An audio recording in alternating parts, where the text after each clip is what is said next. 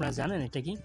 এটা হচ্ছে বিশ্ববিখ্যাত আইফোন এক্সেল, যেটা 18-19 সালে পাবজিতে 1x1-এ যে কাউকে হারাতে পারত।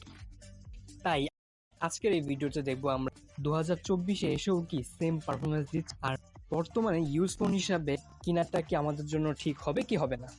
গেমের ক্ষেত্রে এটার স্পেসিফিকেশন যদি বলি তাহলে বেসিক্যালি এটা 60 FPS দেয় এবং এটা লঞ্চ হয়েছে 6 বছর হয়ে গেছে। এটার ব্যাটারি ব্যাকআপ হিসেবে যদি বলি, বর্তমানে আমাদের এটার ব্যাকআপ হচ্ছে 86%, আর এটাতে আপডেট ভার্সন 17 রান হচ্ছে। এই সব তো এখন পুরনো কথা।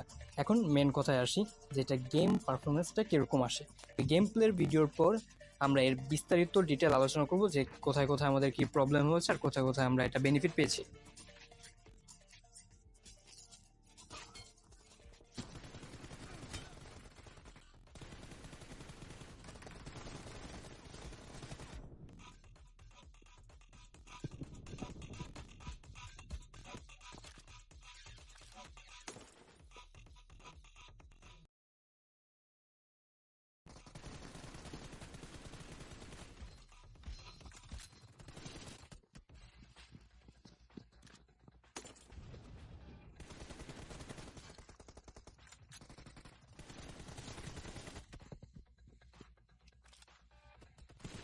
আমাদের টিডিএম খেলা শেষ হয়ে গেছে। তো এই ছোট্ট গেম প্লে থেকে আপনারা একটু হলেও বুঝতে পারবেন যে এটা কিরকম পারফরমেন্স করে। এখন আমরা একটা ক্লাসিক ম্যাচ খেলবো এবং ওই ক্লাসিক ম্যাচ খেলতে খেলতে আমরা এই ডিটেল সম্পর্কে বলবো কতটা ল্যাগ করে, আর এখন 2024-এ এসে এটা আমাদের জন্য পারফেক্ট গেমিং ডিভাইস হবে কি হবে না। তো যখন টিডিএম খেলছিলাম তখন একটু গরম হওয়ার দিকে, বাট ততটা বেশি গরম হয়নি।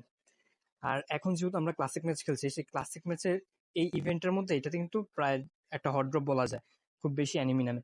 তো হট ড্রপের ক্ষেত্রে এটা এত পরিমাণ ফ্রেম ড্রপ করছিল যে মানে এটা যে 60 FPS এটা বোঝাই যাচ্ছিল না, কারণ এটা প্রচুর ফ্রেম ড্রপ করছিল এবং আস্তে আস্তে এটার হিটিং ইস্যুটা কিন্তু বাড়ছে, এটা যথেষ্ট হিট হচ্ছে।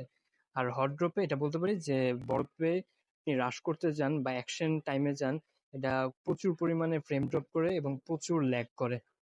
খেলাটা খুবই অসুবিধার। তো 2024 এসেছে এবং এই প্রাইস রেঞ্জের মধ্যে আপনারা অ্যান্ড্রয়েডের অনেক ডিভাইসই পেয়ে যাবেন যেগুলা খুব ভালোভাবে গেম খেলা যায়। এবং পাশাপাশি যদি এটা বলি যে এটা একটু গরম হতে থাকলেই এটার ব্রাইটনেসটা ড্রপ খেতে থাকে।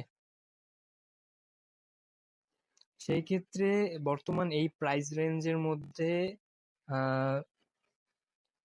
নর্মালি গেম খেলার জন্য ঠিক আছে, বাট যদি আপনি এটা স্ক্রিন রেকর্ড করতে চান, স্ক্রিন রেকর্ড করে গেম খেলতে চান বা স্পেসিফিক ভাবে গেমের জন্য নিতে চান, তাহলে এটা একদমই ভালো চয়েস হবে না। গেমের এক্সপিরিয়েন্স থেকে বলতে পারি এটা খুবই বাজে একটা এক্সপিরিয়েন্স ছিল এই বর্তমানে। এটা গেমটা বেশ একটা ভালো খেলা যায়। পারফরমেন্সটা চিন্তা করলে 2024-এ কিনা উচিত না, কারণ এই দাম থেকে বা কিছু টাকা অ্যাড করলে আপনি এর থেকেও ভালো ভালো মোবাইল পেয়ে যান।